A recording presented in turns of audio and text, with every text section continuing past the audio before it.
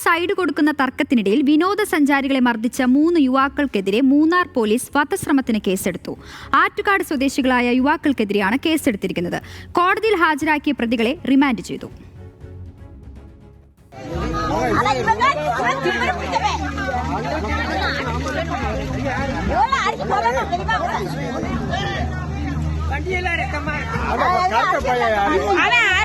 சூர்யாவா எவனாலும் என்னடா பண்றீங்க?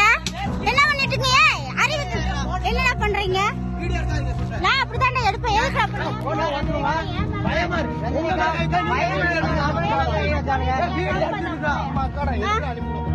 തമിഴ്നാട് തൃച്ചിയിൽ നിന്നും ഹോട്ടൽ മാനേജ്മെന്റ് പഠിക്കുന്ന 9 വിദ്യാർത്ഥികളാണ് കഴിഞ്ഞ ദിവസം മൂന്നാറിലെത്തിയത്.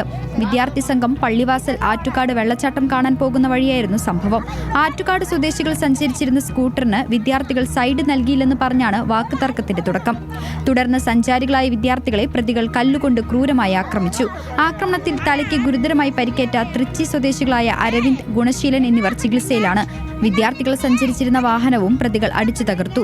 സംഘർഷം രൂക്ഷമായതിനെ തുടർന്ന് പ്രദേശത്തെ തൊഴിലാളികളെത്തിയാണ് പ്രതികളെ പിടികൂടി പോലീസിൽ ഏൽപ്പിച്ചത്. വിനോദസഞ്ചാരികളെ മർദ്ദിക്കുന്ന ദൃശ്യങ്ങളടക്കം തൊഴിലാളികൾ പോലീസിന് കൈമാറി.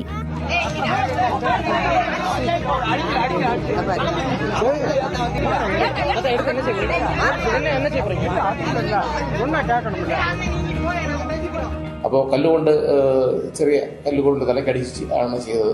അപ്പോൾ അതിന് വധശ്രമത്തിന് കേസെടുത്തിട്ടുണ്ട്. പല സ്ഥലങ്ങളിൽ നിന്നും വിദേശികളും സ്വദേശികളും അന്യ സംസ്ഥാനത്തിലുള്ള ആൾക്കാരൊക്കെ ഗസ്റ്റുകളിലൂടെ വരുന്നതാണ്.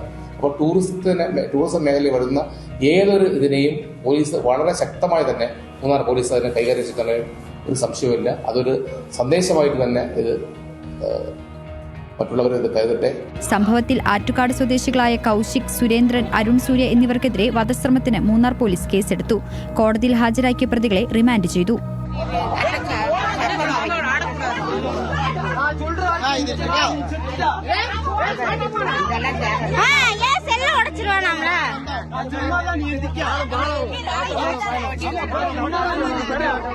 ന്യൂസ് മലയാളം, ഇടുക്കി.